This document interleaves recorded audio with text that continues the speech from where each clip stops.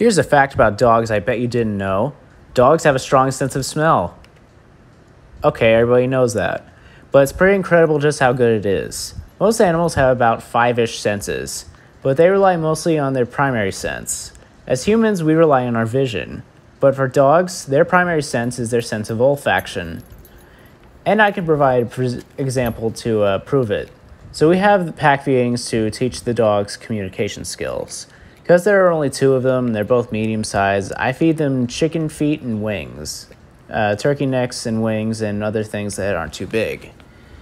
When they finish one piece, they will rely on their nose to find the next piece.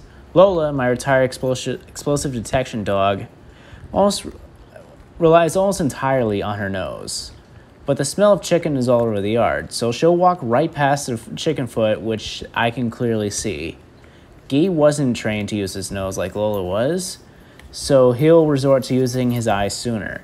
But Lola still usually eats more than Guy because Guy is a slow eater, but he's still better at finding them.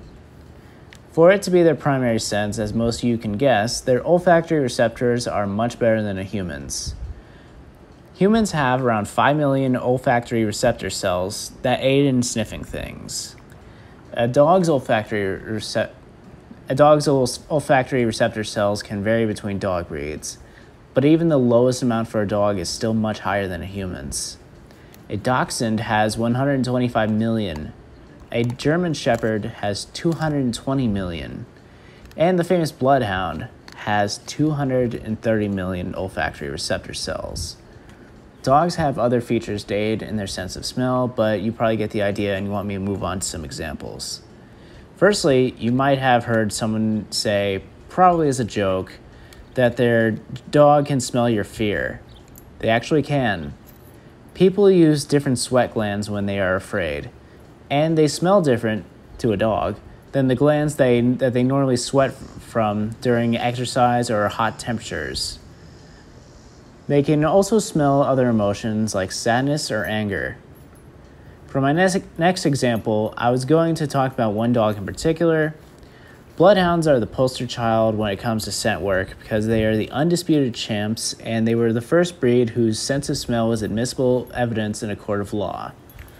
One such bloodhound was an American legend, Nick Carter. He was born in 1899 and grew to become one of the best man-trailers in history. Crowds of people would actually come out to watch him do his job. He was very skilled at following cold trails, which means that's a scent that's been around for a week or 2. And he's once followed a trail that led for 55 miles. Nick Carter was credited with more than 650 finds, many of which were convicted killers and even arsonists. But dogs can use their nose for even more jobs than manhunting.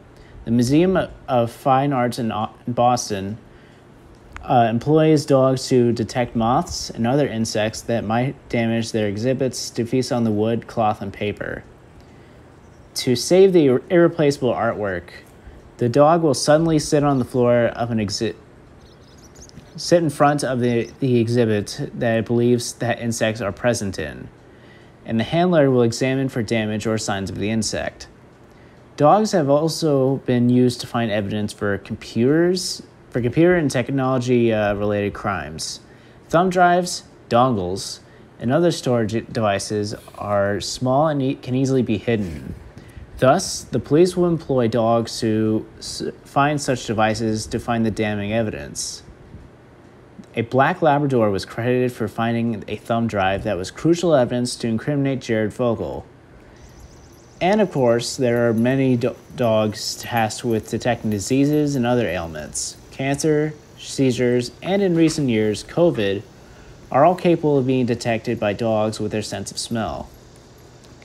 There are a lot of other crazy things that dogs can do with their nose, like being able to smell every ingredient in a recipe or being capable of telling the passage of time through their sense of smell. But I'm going to stop here for today. My next video will be about golden retrievers, and after that I'm going to talk about Siberian Huskies. I'll also gladly take requests for videos on other dog-related topics you'd like for me to discuss. Smell you later, and follow up. Last night, I posted a photo of a bottle of hydrogen peroxide, a box of baking soda, detergent, and a mixing bowl, and the caption said, "Guess what I had to do at 2 a.m.? Those ingredients together get rid of skunk smell. Literally minutes after I finished the script for my video about Canine's sense of smell, Lola gets sprayed by a skunk. Our outdoor lights can only illuminate a small portion of the yard, and I had no idea the little bastard was in the yard until he sprayed Lola and he escaped." If you ever find yourself in a bind like that, mix hydrogen peroxide, baking soda, and detergent. That's how you get rid of skunk smell, not that tomato juice crap. That formula was created by a chemist named Paul Krebaum, and unfortunately it cannot be bottled or it'll explode.